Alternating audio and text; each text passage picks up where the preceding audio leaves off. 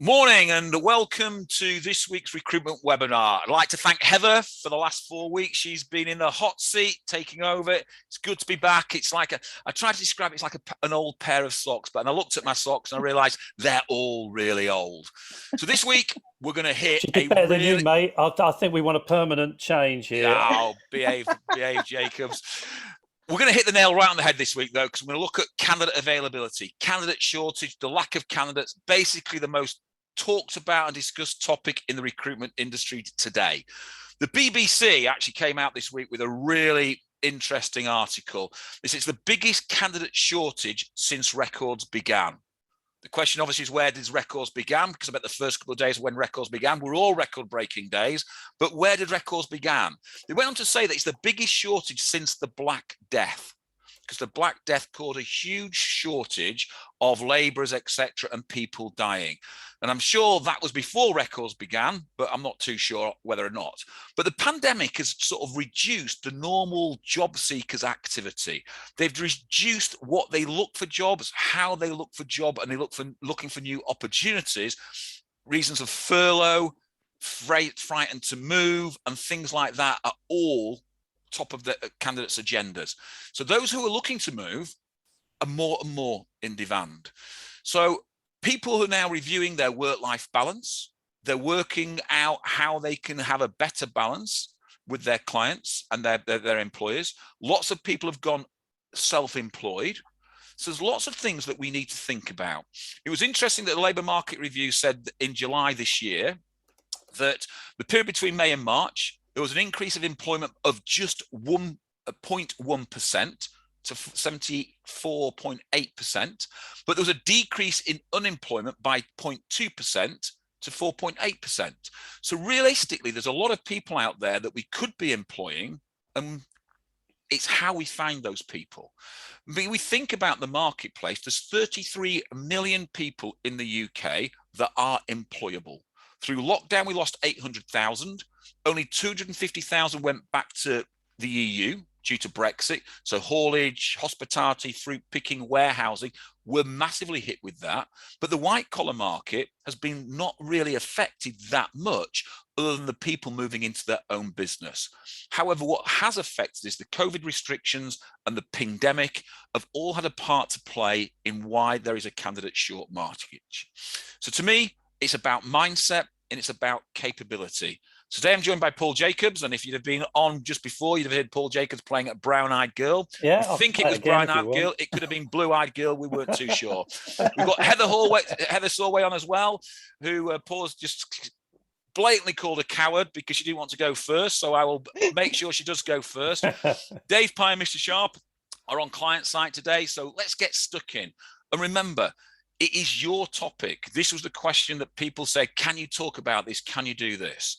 So ask as many questions as you like. I always say, it doesn't matter how stupid or how simple the question may appear to you, I can guarantee a huge part of the recruitment market will be having the same thoughts and having the same questions. So if you've got questions, ask them, challenge us, let's work on it. So let's kick off first, okay? So Heather, the first question is, the wallpaper behind you, is that a Japanese floral decoration or not? It is hand painted. Hand painted, there you go. So the first real question then is, if we were running a recruitment team, who would set their mindset or their frame of mind to compete in this marketplace? Because I think it is a huge mindset thing when we think there is a candidate shortage. Paul. Okay. Oh, I thought you were going to go for Heather there. A bit disappointed. Okay. Well, look, I think those of us that have been in the industry for some years, and as everybody knows, I'm one of those, will have been through this type of market before. We are very much in a different space now. It's candidate-driven market.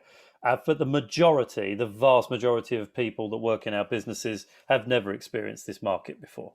We went into the pandemic in a place where it was all about clients, servicing clients and so forth, finding vacancies. We now have the diametric opposite. The interesting thing for me personally is that when I started in recruitment way back in the 70s, I may have mentioned that more than once over the years, the market was a candidate-driven market. And It's a very different style of marketplace. What we have to do is set the tone with our people to acknowledge the fact that it's not about jobs anymore. I mean, I think most of my clients are swamped with roles right now. They're absolutely drowning in jobs, which is terrific news, of course.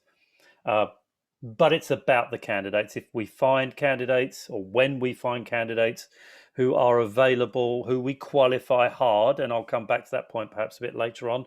Counter offers, as everybody listening will know, are a major obstacle and challenge at the moment in the market and unlikely to change. So after we've qualified people very strongly, very carefully, it's about finding candidates jobs. It's that old adage for me about finding great jobs for great candidates, not filling jobs. Now, this isn't a new market, despite the fact that the majority of people that are listening may have been in a place before where this is something that, or I should say, it's alien to them, it's different to them. This is not a new market. We have been through this before. But it is about now finding roles for our great candidates. And I think that that mindset change you make reference to, Howard, comes obviously from the top. So the adaptation, the mindset adaptation has to come from the leaders, the managers. We should be asking a lot of questions every day about candidates that we're finding, that we're identifying, and what are we doing with those people? How are we offering those candidates out to the market? We should be representing candidates now far more than we've ever done before. And when we do that, when we own candidates, in inverted commas, we have a great opportunity to make a lot of money and make a real killing in this current marketplace. It's interesting, isn't it? I remember back in 2008, and LinkedIn was a fairly new product there. And I remember posting on LinkedIn, there's no such thing as recession in the recruitment market. There is only a recruiter that can't find a client that's buying. And I got the usual absolutely abuse from everybody. How dare you say that? How dare you say this? And then sort of 48 hours afterwards, I started to get thousands of messages of people saying, well, no, I'm in that market that you're saying is dead and it's really alive. I'm doing really, really, really well. So it's interesting how the haters come out straight away. So if we flip that conversation to where we are today, it's a candidate recession to a certain degree. So the same question, there's no such thing as a candidate shortage. It's only recruiters who can't find candidates who are looking to move. And that is all about mindset. And to me, if you start to think there are no candidates out there, guess what? You'll start to find no candidates, because your mind will build the pillars around you that confirm that. And then you keep seeing everything that says that. It's like saying, I remember when my son was young, playing mini punch, where every time you see a mini, he would punch me. And I think I'm not going to get punched very often. We played yellow car punch. Yeah, every 5 seconds I was getting punched, because all of a sudden you see thousands and thousands and thousands and thousands of minutes, because you're starting to focus on them. So if you start to focus on candidates and you start to focus on where you can find those candidates, you will start to genuinely find the candidates. So it is a mindset first thing. And if you get your mindset right, and then we're going to talk about strategy later on, and get the strategy right, what you'll start to find is that you already have candidates. There are candidates out there that we can start to pull from and start to place inside our client base. So it is about our mindset first and foremost, because if you think you're not going to succeed, I can almost certainly tell you that you're not going to succeed. If you think you're going to succeed, you will genuinely succeed. So it is about that first, and it's about moving that mindset into the right place to be successful. So go on, Heather. I'd agree with that, Howard. And I do think that all of the organisations that are involved in this candidate market need to just think about, how did we set these people up when they joined us? What did we tell them that the job was going to be about? And how has that changed? And have we actually sat people down who are maybe 6-12 months into their career and said, actually, the world's changed? And what is the impact of that for you? And what is the impact about the way we taught you to do your job, or the way you learned to do your job? Because there's been a massive reversal. And if we're not going back to first principles and saying the purpose of your job isn't to find the jobs anymore, it's to find the candidates, we're having the wrong conversations with people to get the mindset right. Well, it's interesting when you reference that, when you reference Robert Half, when you walk into Robert Half, and there's a company that hasn't had an acquisition, but since I think 1985, they've grown from about an 8 million turnover to a 5 billion turnover, pure organic growth. Any new person that walks into Robert Half, their first job is to interview 200 candidates. It's about ownership of the candidate marketplace. Agreed. The flip question then that comes out is, where's the first place you'd start looking for candidates? Right. Well, I'm just before we, and I will tackle this question, Howard, no doubt being me, you'll have to remind me what the question was in about 3 minutes after I've gone off in 10 different tangents. But Correct. I would just add to another point here. It's about if you had a choice between having a great candidate to work on and a job to fill, most people would take the vacancy. Me, I would do the complete opposite. I would take the great candidate, because if you go out and you prospect and you spec call candidates, you will find not only potentially opportunities for that candidate, you'll pick up other roles for other candidates that you already have on your books. This is good old-fashioned recruiting. It's what we were taught to do, to Heather's point, when I started in the industry. Use the candidates as a means to market your business, your top candidates, your designer candidates. That's the mindset. Who are you representing this morning? Who are you representing this afternoon? Because you will find other roles. And importantly, the candidates also give you that nudge in the doorway that allows you to move into a conversation around client meetings, which of course is something we now want to place firmly in the middle of our agenda, getting in front of clients. So if you're consistently offering great candidates, when customers want candidates, who do they come to? The agency that are consistently offering them great candidates. So it's this marketing as much as any other thing. Right, back to your question.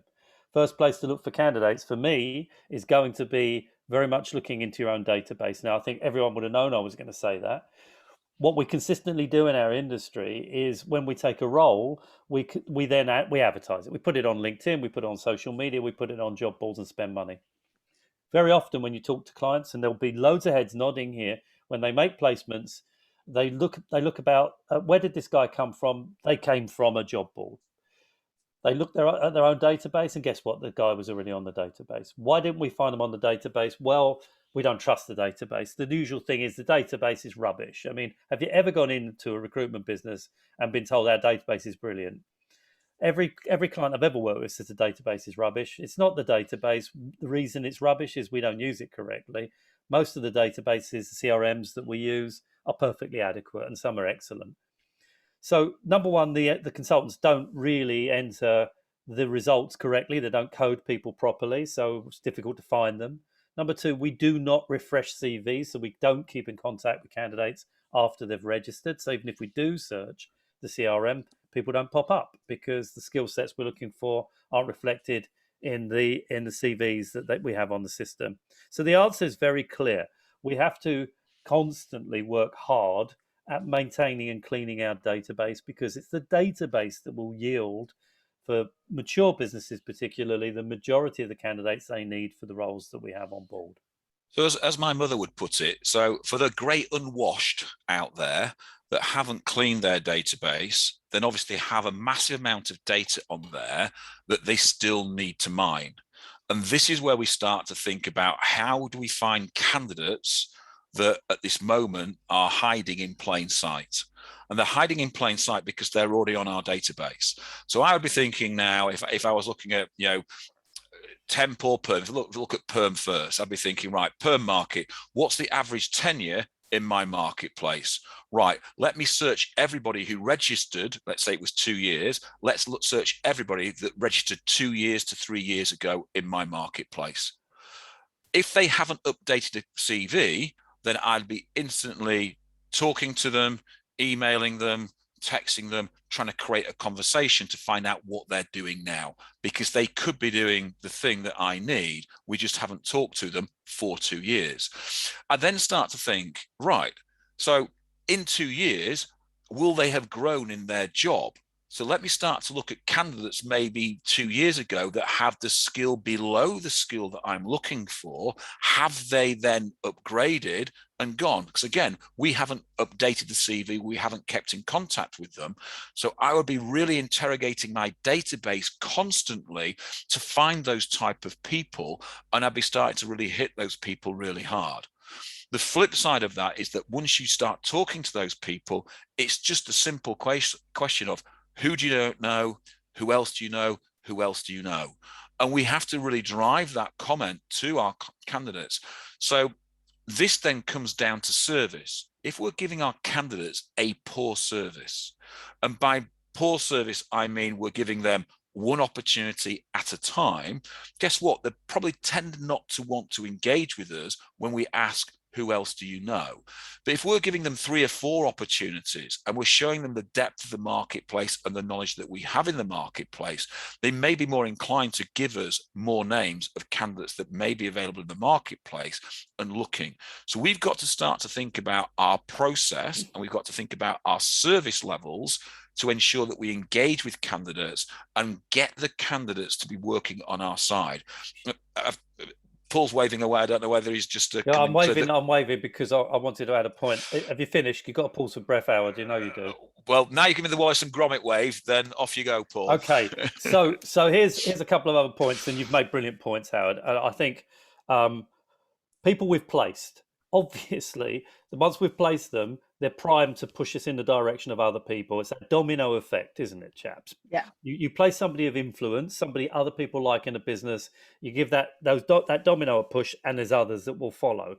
Are we following up every time we place somebody? Who else, to your point, Howard, who else do you know? Guaranteed there's other unhappy people. If you found one unhappy person in an organization, guaranteed they stand around the coffee machine moaning to each other. There's bound to be other people who are fed up. So, use the people that we've placed. They don't pay us for the service we provide. The very least, bless them, they can do for us when we get them a job is push us in the direction of other disgruntled employees.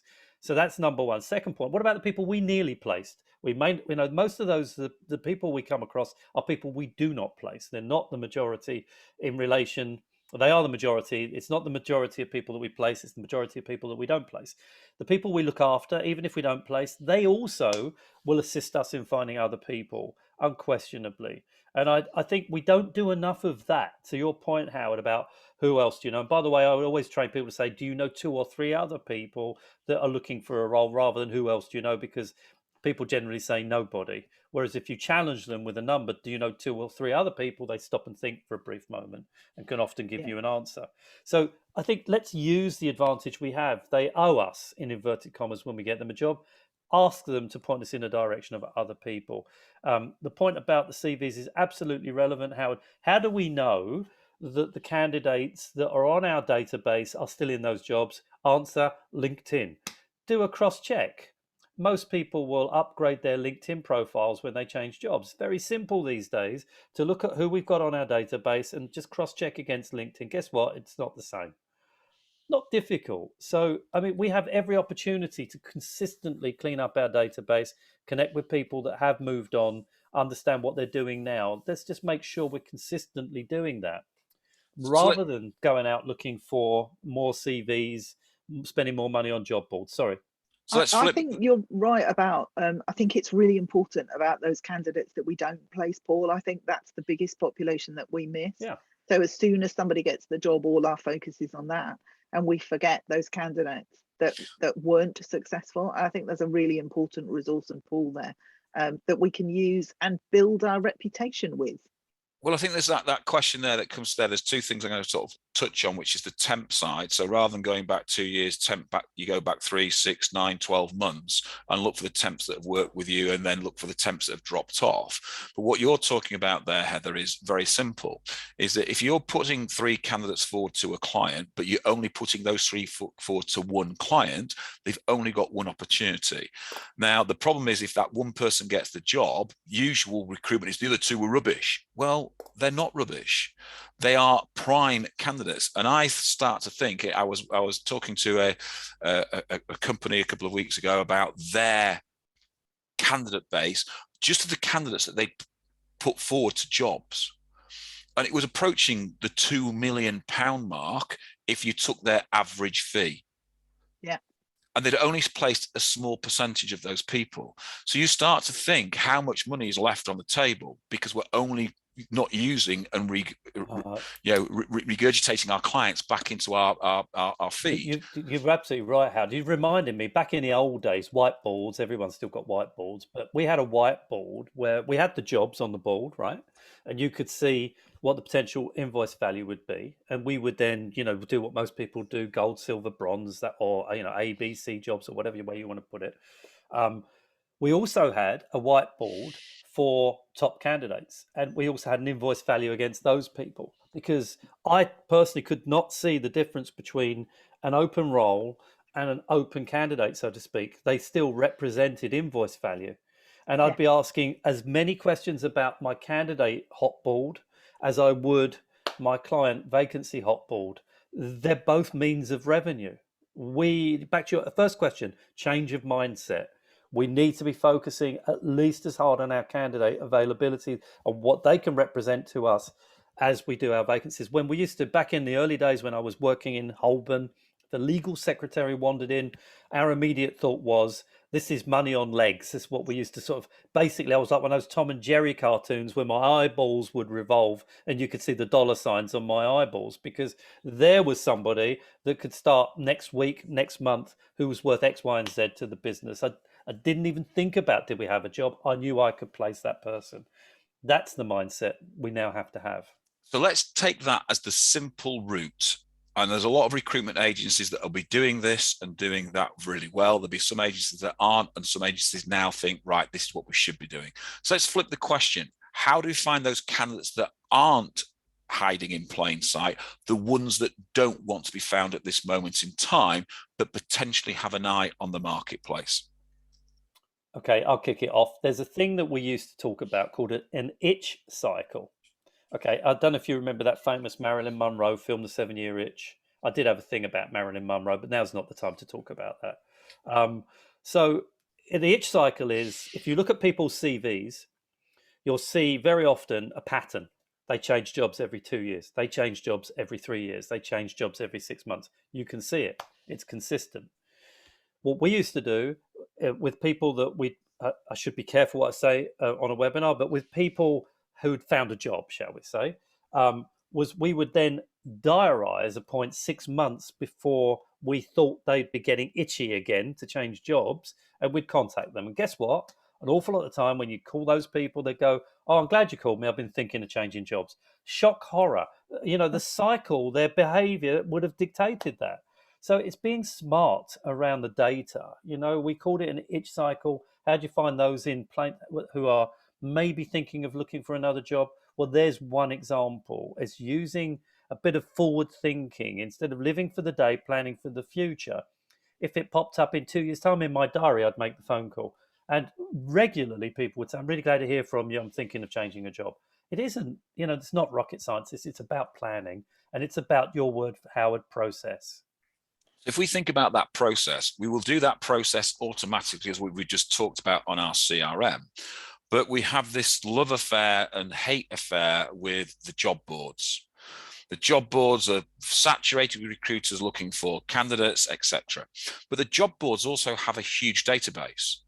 And what we tend to do is just search that database. And what we are very good at is narrowing down our search to make our search as short as possible so we can attack the people that have the right skills.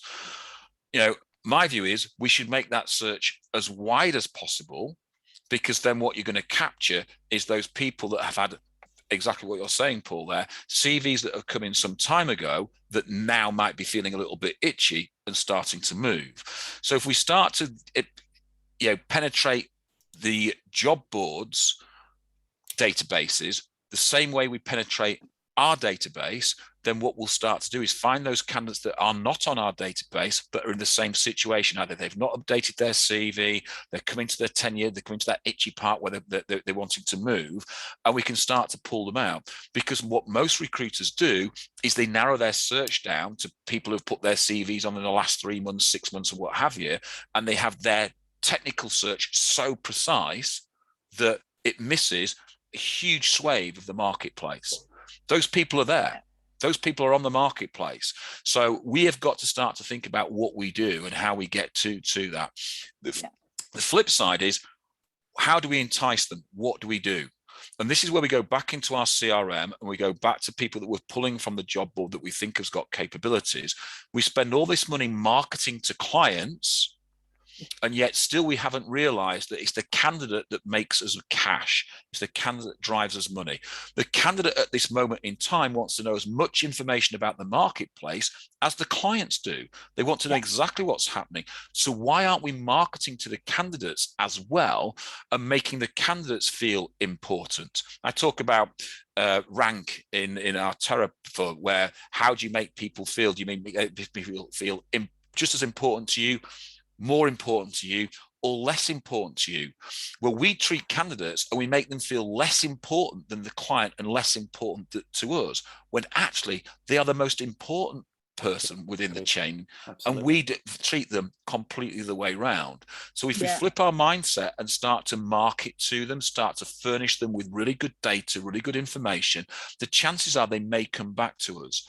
If we start to offer them the opportunities rather than single opportunities, they will see us as an agency of choice. And we go back to the way we see clients. We see clients as a prospect. They see us as a suspect.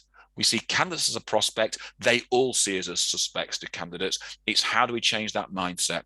And once we change that candidate's mindset, then we will start to be able to ask the question of, who else do you know? How many more people do you know? Can you give me 3 more people, etc.? So again, it goes back into the mindset frame, but it goes into the what we're changing of our process. Let's not go narrow. Let's go wide and pull everybody into that funnel, and then see what falls out of the end of the funnel. And you know, Howard, I've seen some really good recruiters actually on LinkedIn changing that. And I'd like to see more of it. I think there's a real opportunity there. So I've seen recruiters who are starting to put information on their profiles which is appealing to candidates. It's actually nothing to do with jobs. It's about their profession or their professionalism, or that, you know, it isn't about jobs at all. And those recruiters who are just on LinkedIn saying, I've got this vacancy, I've got that vacancy, they're never going to expand their pool of candidates. Agreed. And I'd like to see recruiters putting on webinars like this that aren't topics just for client interest.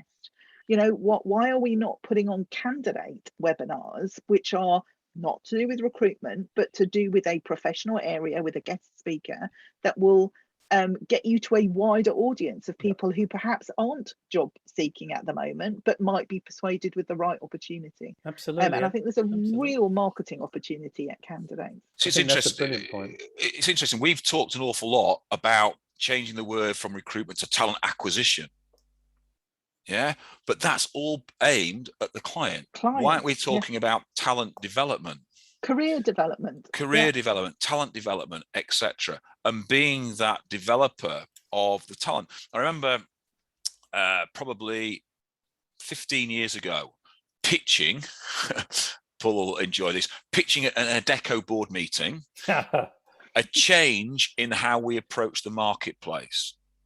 And it was aimed at the IT market specifically, but we were saying, why aren't we going to candidates and becoming their actual agent, similar to a football agent, but giving them a career advice, but taking a very small percentage of their fee, a 1% or 0.5% of their fee, a very small percentage of their fee, but making sure we're taking clients to them constantly, doing the right things, constantly helping them write and develop their C, talk about how to interview, talk about all the things that we generally try and do. And it was sort of like mooted around, and we decided it wasn't probably the best idea. But if we start to think about that, talent management and managing that talent through the process, that is what we're talking about. Maybe not having a fee on it, but we're talking about managing that talent through the process. And again, your comment there about Paul, about, you know, perm placements and about temp placements and contract placements. You know, I kept in contact with all my contractors constantly. And before they were moving, I was already pushing roles their way. I was already doing the right thing their way. And I was making sure that I gave them a choice, whether I placed them or not. I gave them a choice rather than saying, thanks very much, and off they go. So yes, it's about, you know, work ethic, it increases the amount of work that you've got to do, because you're speaking to the candidates, but you're speaking to the candidates that, inverted commas, are already in love with you because you've placed them, you've got them a job, Exactly. you're playing with them. Precisely. They're going to give Yeah. you more information. So the Precisely. question of how do you attract more candidates and get them to engage with you is all about providing that service to them and giving that service to them. Absolutely. You need to be, we talk about, and we're doing it in this webinar, we talk about candidates and clients. They're the same human beings. Why do we differentiate? Why do we say that they're two different categories? They're not two different categories. We find somebody a job, we look after them, and we've heard it on previous webinars because we've had clients on webinars. They go back to the people that helped them. They then become candidates again. These are the same people, and I've said it, and everyone listening will say this and understand it. They've had this experience. People that we engage with, and we've already said the majority of people we engage with, we can't help. Unfortunately, we want to help more, but that's the nature of what we do. But they are the sons, the daughters, the parents of, the aunts, the uncles of clients that we work with, and are likely to be connected, especially in some areas, with a lot of people we know. We need to be very mindful about, to your point, Howard, of consistently reaching out to look after people. I don't think candidates expect that we are going to get them a job. I think that expectation would be ridiculous. They'd like to think we'll get them a job, but they don't expect it. What they do expect is world-class service. And that isn't just about when we connect with them, when we're helping them to find a job. It's about an ongoing relationship, to your point, Howard. And that isn't just about phone calls. To Heather's point, it's also about making sure that through social media and through webinars and a range of other methods we now have available to us, we're consistently talking to them, whether that's verbally, in writing, or other methods. And the fact is that we don't do that because when we take a job, we immediately, knee-jerk, advertise the role and look for somebody brand new, when actually, in all probability, if we're a reasonably mature business, we already have the connections. We're just not using those connections. So I think that this is entirely valid. One other little hint to anybody in terms of finding candidates as well, and again, experienced people out there here know this. If people leave a job, they tend to leave inside the first 12 to 16 weeks. Probably 10% of people do that. So where we miss a candidate that gets a job through one of our competitors or finds a job through some other method, why don't you keep in touch with those guys in the first 12 to 16 weeks in their new job? Because there's a reasonable chance that 1 or 2 out of 10 of them are not going to be happy, and we can then take them and place them somewhere else. Equally, when they're serving notice, having been offered a job through another company, another agency, then why can't you keep in touch with them and offer them other jobs whilst they're serving notice? Because again, we know this from experience, they can change their minds if a better job turns up. And all this says it's all coming from the same place. It's all about consistent communication and not giving up on people. To your point, Howard, these are sort of planets, if you like, a sort of solar system. We're right in the middle of it. These are the planets spinning around us. It's our job to keep in constant contact with all of these people throughout their career cycles. Well, I was going to say how we maximize on candidates, that we have in the process. But before I asked that question, your comment there about planets is absolutely right, because if you take your planet as the solar system and then look at as the sun, then all the planets going out from there, these clients are feeding your client with candidates because that's where you steal and take them from. That's where you headhunt them from and create them. Why aren't we plotting who those clients are and really going to town into those clients and really stripping candidates out of those clients and having a focused approach into there? So the question then that we move on to as we're sort of pushing on time again is, how do we maximize on the candidates that we already have in the process? We started to touch on it, but how do we maximize on the candidates in the process? Just turning it slightly on its head, Howard, that question, one of the things I do think we need to do is be honest with our clients. Some of them honestly think they live in a bunker somewhere and don't actually understand how difficult the candidate market is at the moment. And so I do think that we have a role to educate some of our clients about how challenging it is and how our clients' processes have to be slicker and faster and appropriate to the market, because they're going to lose out on candidates if they're not dealing with them properly. So I think there's an education piece around our clients, and also their expectation that they may not get 100% of what they're looking for, but that 80% of what they're looking for, and then somebody who's interested in developing in the role, is a good shout in a market like the market we're in at the moment. So I think there is a client education piece where we are truly acting as a consultant to our clients to manage their expectations so that we can maximize on the candidates that we have got available. So to try tie two things together, what Mark's just put in the chat room, and to try answer the questions, we've already talked about we should be giving candidates more choice and putting candidates forward to more than just one job. We should also be then taking other candidates directly to marketplace where we may not have a job. And this is where we start to change. And this is what Mark's talking about here. How are you feeling today? You know, candidates see recruiters as takers. We take everything. Yeah, because it's a free service to them, but we're getting paid by the client and we are in control of what they're doing to a certain degree of them getting a job. So they see us as takers, when really they should see us as carers of their career, carers of their employment. Yeah. So if we start to think, you know, how do we maximize on our candidate in the process? Once we have that candidate in the process and we've started to submit their CV, when we start to think, what we measure constantly is our job to placement ratio, our CV to interview ratio. No one thinks about saying, well, how many candidates have we put into that process from our search to placement ratio, from our CV, you know, discussions to actually creating a CV. What do those ratios look like? Because all of those people that we're talking to will have a need. They are looking for a job, otherwise they wouldn't be talking to us. So because we're then talking to them, we shouldn't just then forget them and move on because we're trying to find the candidate, the ideal candidate for this job. Where can we place these candidates? What can we do with those candidates? If we can place those candidates, then it makes a job so much easier. So for every search that I did, if I placed put 4 candidates forward to a job, but then I had another 5 or 10 candidates that I'd found that I could market out to other requirements and other jobs and other clients, then I'm maximizing the candidates that I have in the process. I'm not just maximizing the candidates that I've submitted to the job or have an interview for that job. And it's looking at the whole candidate process, not just the end process where we maximize things. Yeah. And Howard, you know, my magic number in recruitment has always been 3. You know, when I was running a little office back in the day, we had, if we had a candidate on one interview, I'd drive my people nuts. You need 3 interviews for this person. 2 made me happier, 3 made me deliriously happy. 1 was never enough because I always knew, and this is the market we're in again, that candidates wanted a choice. There are lots of opportunities for candidates in this current market. If we only get them 1 interview, they're probably not satisfied with that. They're probably on the lookout for 2 or 3 other interviews.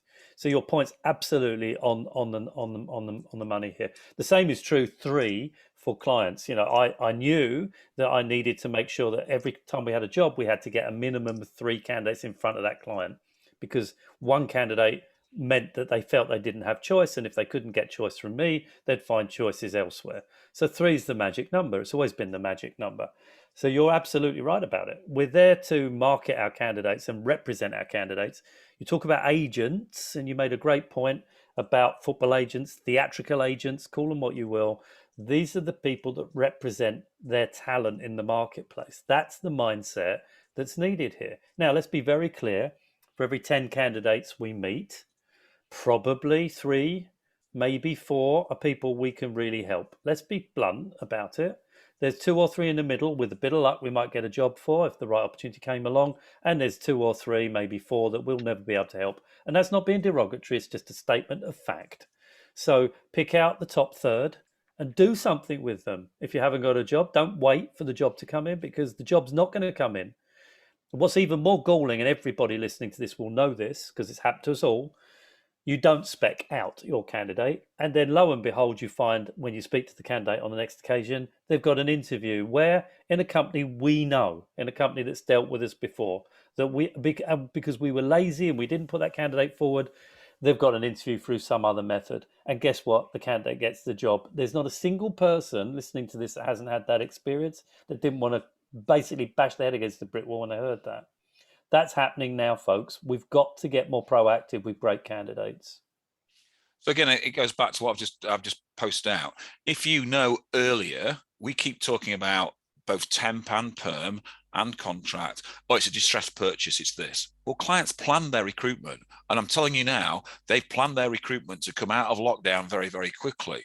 If we know what their plans are, and we know their plans, what their plans are, it might be in September, we're going to do this, in October, November, we're going to do this, then we could already be pre-sourcing those candidates so we can take them to market. So we're giving our candidates something fresh, something new, something they've not seen before, something they've not heard of before. So again, the candidates will come to us because we are bringing things that are new and fresh to the marketplace, rather than this is the 15th call today I've had about this job, etc. We need to be thinking about understanding what our clients want earlier, going into the market earlier, because it gives us more time to source and more time to procure the right candidates. Howard, just a quick point. We always bang on about client meetings. I mean, meetings these days, as everyone knows, is this kind of thing.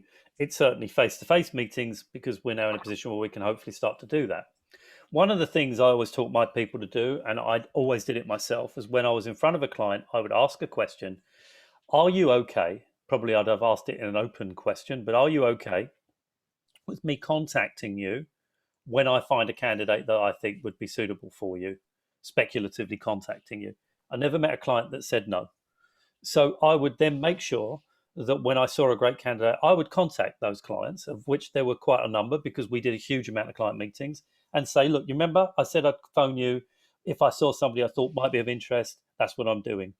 And it was amazing at how often people would say, yep, we'd be interested, or thank you, we're not interested in them, but thank you for thinking about us. All of which was great for the bonding and the trust and the relationships we were building. It's an easy question to ask. It's better to ask it face to face. You will never find a client saying no to you. And I think what you're doing, to the point that's been made about forward planning, is planning for the future. You're saying, look, this is how we work. We know what you need. We see brilliant candidates consistently.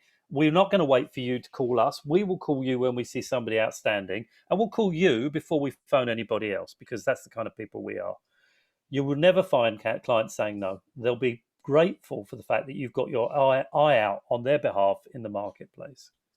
So the last question before we sort of move on, because we're pushing short of time, and I think it's an interesting one, that if you could give one bit of advice to a recruiter on how to service your clients' needs at the moment, what would it be? I think that if I was advising a recruiter, I would say, if you've managed to find some new blood into your organization and you've got some trainees, get them working on your database, get them cleaning up your data, get them getting it in a state so that your recruiters trust the information that's there. And it's the point you made right at the beginning, Howard. Use that as a training opportunity to have your recruiters focus on candidates, understand candidates, learn to speak to candidates, and get your data in a fit state. Yep, I absolutely agree with Heather's point. And I think I would add to that and say that I think you said it, Howard. I think it's all about communication. We talk about, and we've talked a lot about technology and the explosion in technology, and we're going to see a huge advancement in things like applicant tracking systems and so forth as we move forward. But there will never be a substitute for people consistently communicating with people. They're not candidates, they're not clients, they're human beings. Put yourself in a position where you are an expert, you are consistently communicating with people, whether they're looking for jobs or not, whether they're looking for new staff or not. Be that person that is consistently talking through a variety of methods to your market. And guess what? They come to you when they need people, and they will come to you before they go anywhere else. Be that attractive consultant, the one that people want to consistently liaise and build relationships with. That's the job. It's not about sending hundreds of emails or sitting in front of LinkedIn endlessly. It's about using your human skills to develop relationships. It's interesting you say it there, Paul, and say, it's not sitting in front of LinkedIn endlessly. my view would be is if I've done a job and I've put 4 candidates forward to that job, I may have had a long list of 12. My instant thought is those other 8, what can I do with those other 8? Absolutely. Why look for 100%. other candidates when I've got 8 candidates there that I can do something with? Yeah. So my advice would be to know the value of your candidate pipeline, not your interview pipeline, your total candidate pipeline. Work out what you can do with your candidate pipeline, because those candidates are already there. You've already procured them. You already have them. So what can you do with them? Take those candidates to market and see what happens. So it's about creating opportunity for yourself, not waiting for that opportunity to come to you. And that's recruitment. We wait for the opportunity to come to us, or we create the opportunity by calling the client to give us a job. We have the money ticket in our pocket, as in the candidate. Yep. Take our candidate to the market and see what we can do. Correct. So it's about playing, I think Simon said it there, it's about playing the long game. So the long game of dealing with your clients from your client side and dealing with your candidates from your candidate side, but understand the value of your total candidate pipeline and what you can do with that. So again, thank you very much. If people have got questions, feel free to throw them in. You know, as we close off this week, it's been an interesting week. You know, lockdown is starting to now really sort of turn. It's the final sort of throes of the furlough that started to come in. Next week, we're going to bring another webinar to us. We've yet to decide what we're going to talk about, but if anyone wants to throw any ideas, feel free to go with those ideas. Can I throw something in, Howard, here? Because we talked about it, and I think maybe the guys would be interested in this. Everybody's crying out for, this is also about attraction, finding new staff for themselves. So how do we recruit consultants for our business? I don't have a single client that isn't desperately looking for people. I'm sure everybody listening is feeling the same way. Why don't we talk about that next week? Because you and I and Heather and the guys have got lots of ideas about how we can find new people for our own business. You know what, Paul? I'm so glad you said that, because I thought you said, why don't we just have me playing Brown-Eyed Girl for 45 minutes? Well, I can do that, which would particularly make my ears bleed. Hang on, I'll get the guitar. Hang on. I can do this for everybody. I'm going to mute him. I'm going to mute him. Turn it off. So that's next week then, guys. We're going to look at covering the topic of how do you find people to work with yourself, but it's about attraction and retention on both sides. It's been a pleasure bringing back to you. Heather, thanks for giving me the seat back. It's been a pleasure sat here, enjoying the banter with you two and with everybody else. Enjoy the rest of the week, and I look forward to seeing you guys in a week's time. Bye. Bye, everybody.